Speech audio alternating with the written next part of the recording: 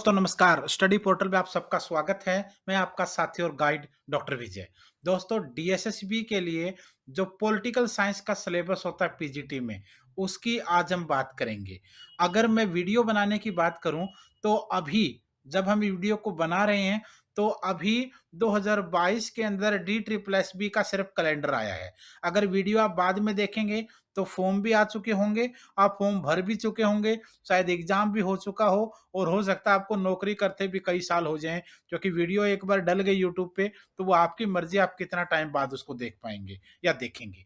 आज हम DSSB PGT political science का कंप्लीट सिलेबस देखेंगे।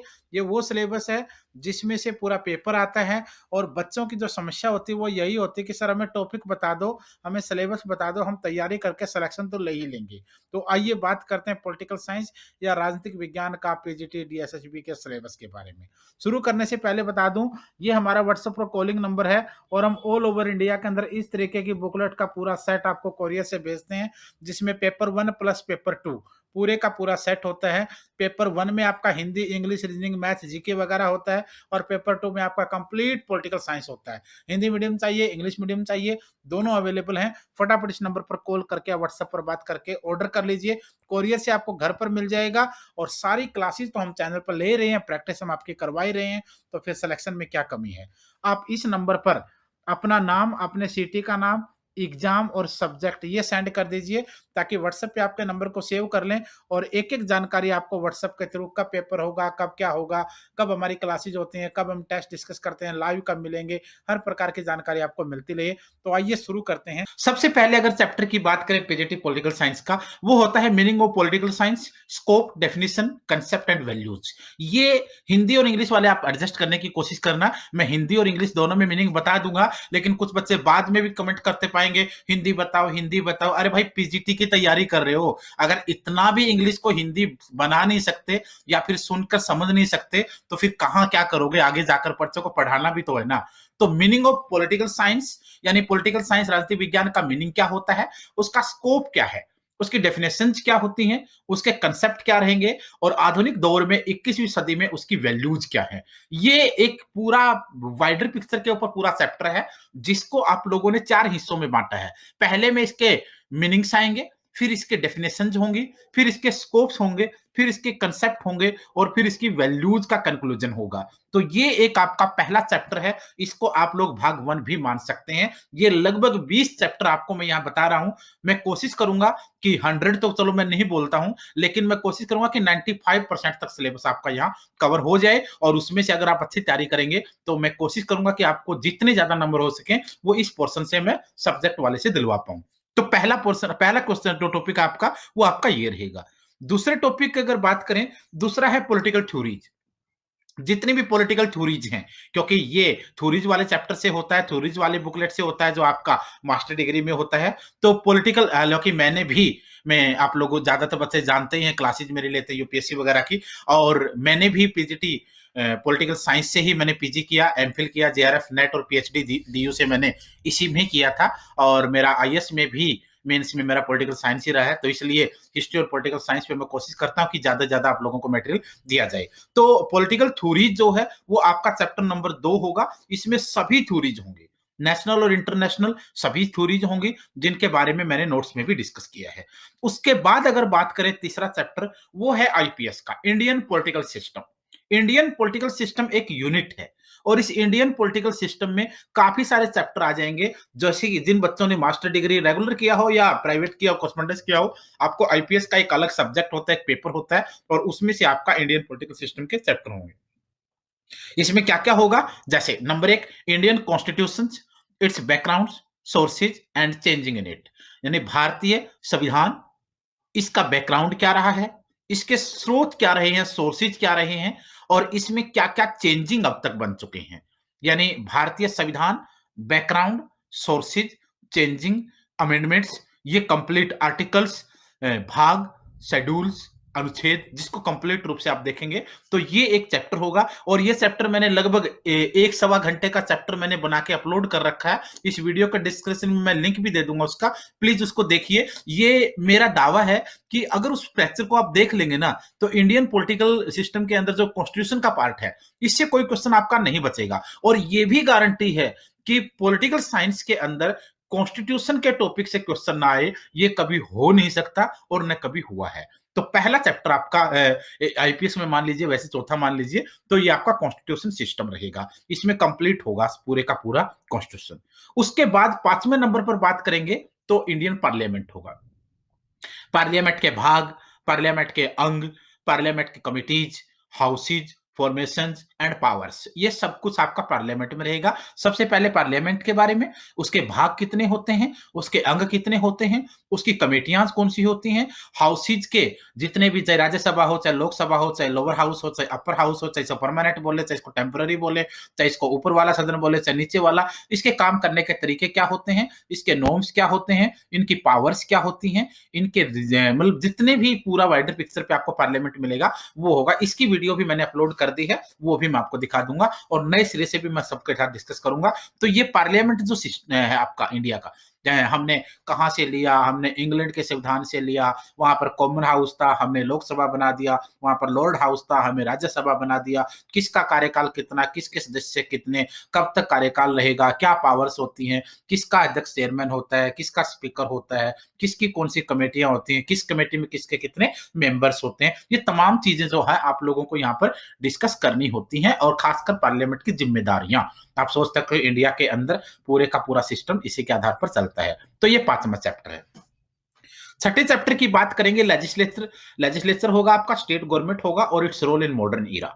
यानी अब पार्लियामेंट की जब बात कर रहे हैं तो हम सेंट्रल गवर्नमेंट की बात कर रहे हैं, और जब लेजिस्लेचर और स्टेट लेजिस्लेचर की बात कर रहे हैं तो इसका मतलब हम लोग नीचे राज्य लेवल कर आ गए हैं। ऊपर आपके पास संसद है, तो नीचे आपके पास विधानसभा है, विधान परिषदें हैं, और नीचे का पूरा आपका स्टेट का स्ट्रक्चर आपको दिखेगा। यानी पार्लियामेंट से हमने सेंटर को देख लिया, स्टेट गवर्नमेंट और स्टेट लेजिस्लेचर से हमने स्टेट को देख लिया। तो ये दोनों चलेंगे, आपको दोनों ध्यान रखना है। कभी वो लोकसभा की पावर पूछते हैं, राज्यसभा की पावर पूछते हैं, कभी विधानसभा की पूछते हैं, कभी विधान परिषद की पूछते हैं, कभी उनका कार्यकाल पूछते हैं, कभी नीचे वालों का कार्यकाल पूछते हैं। ये आप लोगों को एक बार देखना पड़ेगा। उसके बाद 7वां चैप्टर आपका है प्रेसिडेंट। ये आईपीएस सिस्टम में आता सब ये। 7वां है आपका president, vice president, governor and lieutenant governor. ये मैंने सबको एक ही ये यूनिट बना दी है मैंने, क्योंकि अगर एक बोलता मैं 7वां चैप्टर प्रेसिडेंट बोलता, 8वां वाइस प्रेसिडेंट बोलता तो बहुत बड़ा हो जाता, लेकिन टॉपिक वही होंगे। आपको टॉपिक टू टॉपिक चलना है, आपको टॉपिक टू टॉपिक चलना है, बाकी कुछ नहीं देखना है। तो 7वां आपके लिए रखा मैंने प्रेसिडेंट, यानी पूरे का पूरा प्रेसिडेंट का चैप्टर मैंने भी अपलोड किया है, वैसे आप भी पढ़ सकते हैं, नोट्स में भी हमारे होगा। प्रेसिडेंट के जितना भी पूरा टॉपिक आएगा, प्रेसिडेंट की पावर क्या है, प्रेसिडेंट किस आर्टिकल से किस आर्टिकल तक है, प्रेसिडेंट के पास विधायी शक्तियां कितनी होती हैं, दया याचिका शक्तियां कितनी होती हैं, जितना भी आपका अपॉइंटमेंट पावर्स कितनी होती हैं, तो ये सारी चीज, कितने क्या क्या क्या काम कर सकता है, कैसे चुना जाता है, कितना कार्यकाल होता है, कितनी पेंशन होती है, कौन ओथ देता है, कौन उसका कार्य करता है, हटाने का इम्पीचमेंट प्रोसेस क्या होता है, तमाम चीजें आपको प्रेसिडेंट में भी मिलेंगी, वाइस प्रेसिडेंट में भी मिलेंगी, गवर्नर में भी मिलेंगी और एलजी में भी मिलेंगी। प्रेसिडेंट में और क्वेश्चन अगर बढ़ जाते हैं तो प्रेसिडेंट को आप कई चीजों से, भारत का पहला नागरिक होता है, देश में रबड़ स्टैंप के नाम से आलोचना इसकी की जाती है, तीनों सेनाओं का सुप्रीम कमांडर होता है। तो ये जो तमाम चीजें हैं, ये आपको भारत के संविधान, भारत का संवैधानिक मुखिया होता है, हालांकि व्यवहारिक मुखिया प्राइम मिनिस्टर आ जाएगा फिर। तो उसी के तरीके से आपका वाइस प्रेसिडेंट आ जाएगा, वाइस प्रेसिडेंट जिसको आप लोग राज्यसभा का चेयरमैन भी मानते हैं आगे चलकर। तो वैसे गवर्नर और एलजी, ये इनके पास एक्स ऑफिशियो पावर्स भी होती हैं, जिनको आप पदेन शक्तियां बोलते हैं, वो भी आपको देखनी है। उसके बाद अगर बात करें 8वें नंबर पर, तो ये है judiciary system in India. Bharat के अंदर जो न्यायिक प्रणाली है पूरी, चाहे सुप्रीम कोर्ट हो, चाहे हाई कोर्ट हो, चाहे सेशन कोर्ट हो, चाहे लोकल कोर्ट हो, चाहे पीआईएल जैसी चीजें हों, ये सारे का सारा आपका जुडिशरी सिस्टम में आएगा। भारत के अंदर आप सोच सकते हो, चाहे विधान पालिका हो, चाहे कार्यपालिका हो, चाहे न्यायपालिका हो, हर किसी का अपना क्षेत्र बटा हुआ है। तो इंडिया का पूरा जुडिशरी सिस्टम देखना है, पहले आपने सुप्रीम कोर्ट को देखना है, फिर मेन आपका यहीं पर आ जाएगा, सुप्रीम कोर्ट किस आर्टिकल में है, कहाँ पर जितने कितने आप लोगों को कितने जजेस होते हैं, क्या उनके अधिकार होते हैं, कौन उनको शपथ दिलाता है, कौन उनकी नियुक्ति करता है, कैसे उनको हटाया जाता है, अब तक किसको हटाया गया है, अभी वर्तमान में कौन है, कितने नंबर का है, नियुक्ति कौन करेगा, तमाम चीजें आप लोगों को वहां पर देखनी पड़ेंगी। उसके साथ साथ आप लोग हाई कोर्ट्स का स्ट्रक्चर देखेंगे, सेशन कोर्ट्स का देखेंगे, लोकल कोर्ट यानी लोक अदालतों के बारे में देखेंगे, और पीआईएल पब्लिक इंटरेस्ट लिटिगेशन जनहित याचिका भगवती जी जिसको पीएन भगवती जिनको माना जाता है, वो इनके फाउंडर रहे हैं एक जमाने में, लोकल कोर्टों के भी और इनके भी। तो ऐसी चीजों को भी आपको पढ़ना पड़ेगा, और जो मेन मेन डिसीजन हैं उनको भी, सुप्रीम कोर्ट के डिसीजन को आपको ध्यान रखना पड़ेगा, चाहे वो गोलकनाथ है, चाहे वो शंकरी प्रसाद है, जितने भी फेमस है, चाहे वो एसिड अटैक डिसीजन रहा है, चाहे वो ट्रांसजेंडर का रहा है, चाहे वो ट्रिपल तलाक रहा है, चाहे वो राम मंदिर रहा है, चाहे वो सबरीमाला रहा है, ये सारी चीजें आपको देखनी है। 9वें नंबर पर आपका आएगा central election commission and state election commission and its image in 21st century EVM VVPAT etc. ये आपके लिए फिर एक यूनिट टाइप मैंने चैप्टर बनाया है। इसमें हालांकि वैसे सिलेबस में देखोगे तो 5 बना रखे इसके चैप्टर, बट उसका कोई मतलब नहीं होगा। सेंट्रल इलेक्शन कमीशन भारत के अंदर सीईसी बोलते हैं, उसके साथ साथ उसकी स्टेट ब्रांचेज होती हैं, स्टेट इलेक्शन कमीशन जिनको बोलते हैं, जो राज्य के अंदर पंचायतों थर्ड टायर सिस्टम के चुनाव करवाते हैं।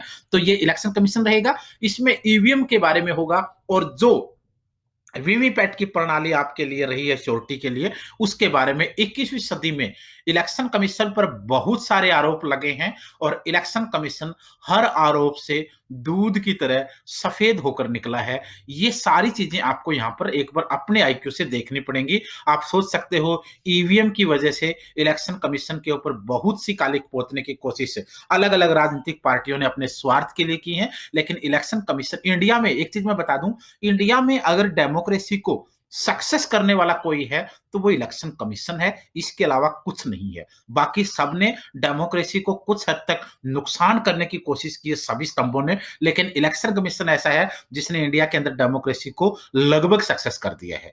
तो ये पूरा चैप्टर मैंने बना भी रखा है और आप इसको देख भी सकते हैं। तो ये आपका इसका रहेगा। उसके बाद 10वें नंबर पर आपका रहेगा general topic of public administration, जो थोड़े बहुत पब्लिक एडमिनिस्ट्रेशन के जनरल टॉपिक्स होते हैं, चाहे वो ब्यूरोक्रेसी है, चाहे वो इसके कंसेप्ट हैं, चाहे इसकी थ्योरीज हैं, वो चीज आप लोगों को इसमें एक बार प्रमोशन है, रिक्रूटमेंट है, नियुक्ति है, वो आपको एक बार देख लेना है, क्योंकि पब्लिक एडमिनिस्ट्रेशन वाले बच्चे भी इसमें अप्लाई करते हैं।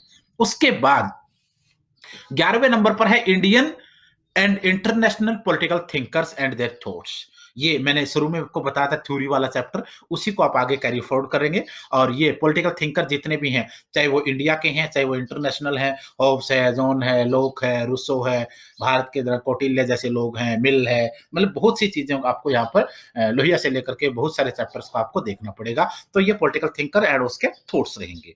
उसके बाद 12वें नंबर पर है कंपेरेटिव पॉलिटिक्स, इट्स एनालिसिस, कैलकुल ये मिस टाइपिंग मिस स्पेल हो गया, कैलकुलेशन एंड अप्रोचेज, ये आपके लिए यहां पर इसको पढ़ना है। कंपैरेटिव पॉलिटिक्स आपको जरूर देखना है।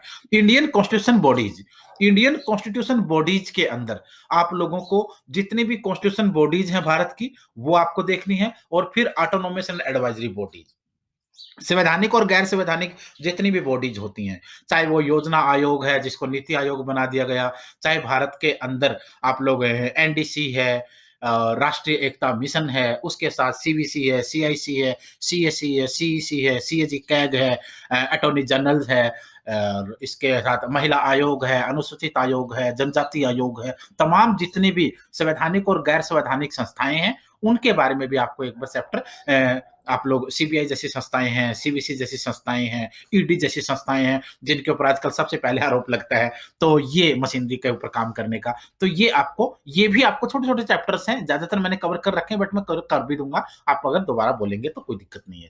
15वां चैप्टर आपका है political science current updates of 1 year latest.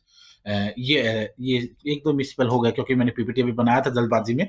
तो political science current updates of 1 year, ये लगभग 1 साल का सिनेरियो आपको। हालाँकि एग्ज़ाम से पहले जो करंट अफ़ेयर होती है वो 5 से 6 महीने की होती है। लेकिन आपकी सब्जेक्ट की जो करंट होती है ना, वो लगभग 1 साल की होती है। क्योंकि 1 साल के अंदर आपके पॉलिटिकल सिस्टम में कितने चेंजेज़ हुए हैं, वो बहुत मैटर करते हैं। बड़े-बड़े पदों के लोग बदल जाते हैं, बड़े-बड़े पदों के ऊपर नए डिस्प्यूट आ जाते हैं, बड़े-बड़े पदों के ऊपर बर्निंग इश्यूज़ आ जाते हैं, तो ये आपको लगभग 1 साल का पीछे अपडेट कर लेना है। उसके बाद 16वां है India as world power in last 5 years. पिछले 5 से 7 सालों में इंडिया जो एक वर्ल्ड पावर के रूप में उभरा है, उसके रिलेटेड भारत के इंटरनेशनल रिलेशंस पर क्वेश्चन पूछे जा सकते हैं, क्योंकि इंडिया ही है जो आपको इस तरीके की अलग-अलग चीज़ों में नज़र आएगा। जैसे 17वें चैप्टर में उन लोगों ने डिस्कस किया है, India's relation between 2 ideology countries with balanced approach. Bharat का 2 आइडियोलॉजी के अलग-अलग आइडियोलॉजी के देशों के बीच में जो बैलेंस अप्रोच रहा है, उसके बारे में पूछा जा सकता है, क्योंकि भारत एक तरफ अमेरिका से बात करता है, दूसरी तरफ रसिया से बात करता है। दोनों की सोच अलग है। एक तरफ भारत अमेरिका से बात करता है, दूसरी तरफ नॉर्थ कोरिया से बात करता है। दोनों एक-दूसरे के अपोजिट हैं। एक तरफ अमेरिका से बात करता है, दूसरी तरफ चाइना से बात करता है। दोनों अपने ट्रेड वॉर में बिल्कुल अपोजिट हैं। तो ये अगर आप एक तरफ भारत यानी बहुत बड़ा अप्रोच है और ये 2 ऐसी नाव जो बिल्कुल अपोजिट दिशा में चल रही हैं, ऐसी नाव पर सवार होने की हिम्मत भारत कर रहा है इस सदी के अंदर, तो ये बहुत बड़ी ताकत होती है, क्योंकि 2-2 दुश्मन भारत आज आप देखिए ईरान और अमेरिका दोनों से भारत मीडिएटरशिप कर रहा है, भारत के प्रधानमंत्री आप सोचिए, तो ये बहुत बड़ी बात होती है। हालाँकि ये एक अलग कांसेप्ट होगा। उसके बाद 18वां है मोस्ट इंपोर्टेंट भाई, फंडामेंटल राइट्स, डीपीएसपी और मोरल ड्यूटी। जितने भी चैप्टर्स होते हैं उनमें चाहे संविधान का हो चाहे फंडामेंटल राइट हो, क्वेश्चन 100% होता है। तो भारत के जितने भी आपके पास मौलिक अधिकार हैं, चाहे वो कहाँ से लिए, किस आर्टिकल में है, कौन से भाग में है, किस आर्टिकल से कहाँ तक हैं, कितने हैं, खत्म कौन सा किया गया, कब किया गया, 14 में क्या है, 15 में क्या है, 16 में क्या है, 17 में क्या है, 19 में क्या है, 32 में क्या है, 23, 24 मतलब कंप्लीट आपको फंडामेंटल टॉपिक को डिस्कस करना है, ये वीडियो मैंने बना रखी है। DPSP directive principle of state policies यानी राज्य के नीति निर्देशक सिद्धांत, ये भी आपके लिए टॉपिक रहेगा। और मोरल ड्यूटी नैतिक कर्तव्य, मोल कर्तव्य या मूल कर्तव्य बोल सकते हो, ये भी आपके रहेगा। और इनमें सबसे जो जरूरी चीजें हैं ना, फंडामेंटल राइट्स हमने अमेरिका से लिए, डीपीएसपी हमने आयरलैंड से लिए, मोरल ड्यूटी हमने यूएसएसआर से लिए।